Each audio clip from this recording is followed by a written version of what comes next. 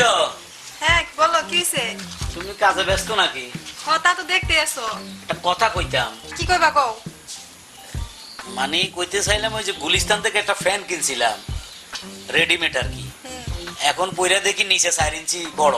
তা আমি কি করবো? এখন তুমি যে ঘরে তো সেলাই মেশিন আছে, যদি তুমি 4 ইঞ্চি কাইটা ছোট করো তাহলে আমার ফ্যানটা বড় হইব আর কি। আমার কাছে সময় নাই, তুমি তোমার কাজে যাও। হ্যাঁ আমি কালকে যাব। হ্যাঁ বলতে হবে না, আমি সময় হয়ে যাব না। না টিফিন পিরিয়ডের পর।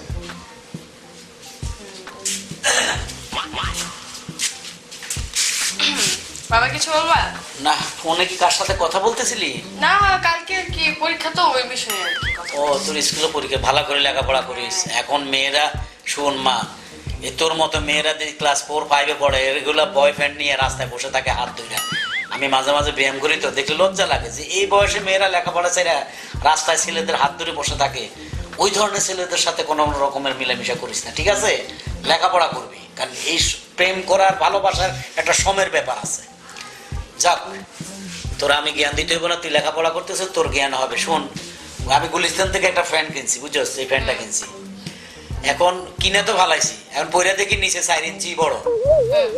এখন আমাকে ঘরে তো মেশিন আছে, তুই এক কাজ কর, নিচে দিয়ে 4 ইঞ্চি কাইটা ছোট করে দে। আমি পারবো না, আমার কালকে পরীক্ষা ছিল। আমার তুমি যাও, আমার কালকে পরীক্ষা ছিল, আমি পরীক্ষার বড়া পড়তে হইব। তুমি বলো, না হলে পরীক্ষা ফেল করবো না।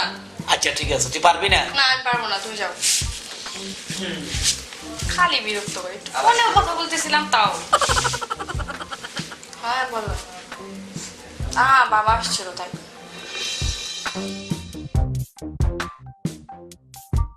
ওকেডা বোমানি, হ্যাঁ আব্বাজান বলেন। তোমার একটা কথা কইতাম। হ্যাঁ বলেন। আর আমি তো একটা আকাম করে আলাইছি। কি? ওই গুলিস্তানে ফ্যান বেচে 200 টাকা করে পিস। তো চিন্তা করলাম একটা ফ্যান রেডিমেড কিনে নি, কারণ একটা ফ্যান বানাইতে গেলে 1000-1200 টাকা লাগে, কাপড় কিনতে হয়, সেলাই মজুরি 1000-1200। চিন্তা করলাম 200 টাকা দিয়ে একটা ফ্যান কিনি। ফ্যান কেনার সময় হারন দাদা তাড়াহুড়া আমার হাতে ধরাই দিছে, আমি টাকা 200 দিয়ে চলে আসি। অর্ধেক রাস্তায় আসার পরে ফ্যানটা দিয়ে আমার থেকে 4 ইঞ্চি বড়। এখন 4 ইঞ্চির নিচে লম্বা আর কি, যদি কাইটা ছোট করে দাও তাহলে আমি পড়তে পারবো। পারুম না আব্বা, আমি এখন এপিতে চ্যাটিং আছি না, জানছে কানে করে বকর বকর করে না। পারবে না তুমি? না।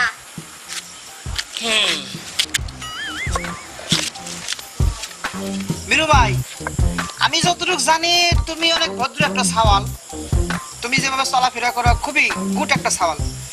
কিন্তু যতটুকু জানি গোপনে গোপনে জানি তুমি বলে গাঞ্জা টাঞ্জা খাও, হাসা না? না ভাই, আমি গাঁজা খাই না। যাই। দেখিনি। না, আমি এটা শুনে খুব খুশি হইলাম, কারণ আমি জানি তুমি অনেক ভদ্র। আমার আরেকজনে বললো তুমি নাকি মদ খাও। না ভাই, মত আমি খাই না, মত আমারে খাই।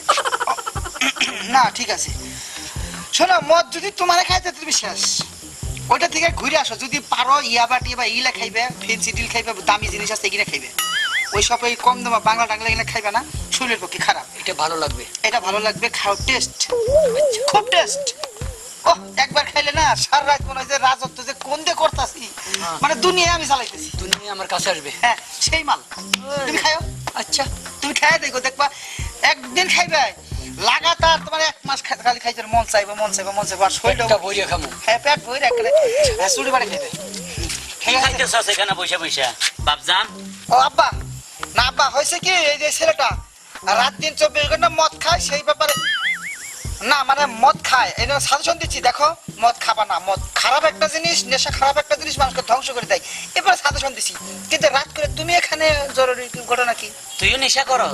সি সি সি, নেশা, নেশাকে আমি ঘৃণা করি। নেশাকে আমার যদি আমি যে একজনের লেগে ক্ষমতা পাইতাম, আমি নেশাকে বন্ধ করে দিতাম। এই যে নেশা যারা করে, হ্যাঁ, যারা মাদক দ্রব্য বিক্রি করে দেখছিস করস ফায়ারে মরতে আছে। আরে গুলি করে গো, হাই হাই, আগে দেখছি যে পিস্তলের গুলি ছোট ছোট ছিল, গুলি করলে মধ্যে গেছে মানে তাড়াতাড়ি মনে নাই। এখন যে গুলিটা এই বুইটা বুইটা খেরে বেলা নাগাল গুলি করলে পারে জেন দিয়ে যায় না, বুগলা হয়ে যায়। যাক বাবা, এটা বুঝাতে তোরে ধন্যবাদ। আচ্ছা, এখন আমি একটা সমস্যা পড়ছি বাপজান। বাপের সময় সমস্ত পোলা পয়সা দেখো, কারে মারতে হবে খালি কয়ে ফেলাও। না না, কারো করে মারতে হইব না, মারামারিতে আমি নাই। তাহলে? ঘটনা হয়েছে, আমি গেছিলাম গুলিস্তান, গুলিস্তান গেছিলে, গুলিস্তান ঢাকা শহরে ভালো একটা জায়গা, কে ওটাকে পকেট মারি থেকে তোমার? না পকেট মারে নাই। তাহলে সমস্যাটা কি? আমি একটা ফ্যান কিনছিলাম গুলিস্তান থেকে 200 টাকা দিয়ে। তারপর তারপরে হারামজাদারে টাকা দিলাম, হারামজাদা তাড়াতাড়ি করে ফ্যানটা ধরাই দিয়ে আবার ফেরিয়ালা তো আরেকদিন আইটা গেছে গা। তারপর আমি একটু রাস্তার মাঝখানে আনি পরনে নুঙ্গি আছে তোকে পইরা দেখি, ওরে কোথা সাইডে নিচে দি 4 ইঞ্চি বড়। আল্লাহ বাঁচাইছে, তুমি 200 টাকাতে প্যান্ট কিনবে গেছো, আর 200 টাকাতে আজকাল একটা পেটিকোটও কিনতে পাওয়া যায় না, তুমি প্যান্ট কিনে নিয়েছো। আর রাখ, তুই ওই মায়ালা জিনিসের লগে আমার এটা তুলনা করস পেটিকোটের লগে। আমি তোর বাপ, আমি ফ্যান কিনছি 200 টাকা দি, সমস্যা তো না। 4 ইঞ্চি নিচে দি লম্বা, টাইটা ছোট করে দিবি, বাস। এখন আমি আইছি তোর কাছে, তুই 4 ইঞ্চি ছোট করে দিবি, বাড়তি কথা কইস না। ছোটবেলায় যখন আমার মুসলমানি করাইছিলা তখন কি দিয়ে কাটাইছিলা? তুমি নিজে কাটাইছিলা না আজাম দিয়ে কাটাইছিলা? কেন ওস্তাদে কাছে আজামারি? তাইলে এই প্যানও সারিয়েছি, তুমি অন্য লোক দিয়ে কাটাও, আমি পারবো না। তুমি যখন আমারটা কাটাইতে পারো না, আমি তোমারটা কাটাইতে যাও বাগো। এই গাড়া আর ওই গাড়া এক হইলো? আমার কাছে একই, আমি একই। শুনো, তোমার কোটি কোটি টাকা সম্পত্তি মইরা গেলে সব চিত্তে রয়ে পড়ে থাকবো, তুমি কি আর 200 টাকা প্যান্ট কিনবার গেছো? তুমি একটা দোকানে যাইতে একটা প্যান্ট কিনারতা। আরে বাবা, দোকানে গেলে কাপড়ের দাম নিবা 800 টাকা, শিলের মজুরি নেই 600 টাকা, 1400 টাকা, আর এটা 200 টাকা দিয়ে কাম সারা লাইলাম। কাপড়ের দাম কত?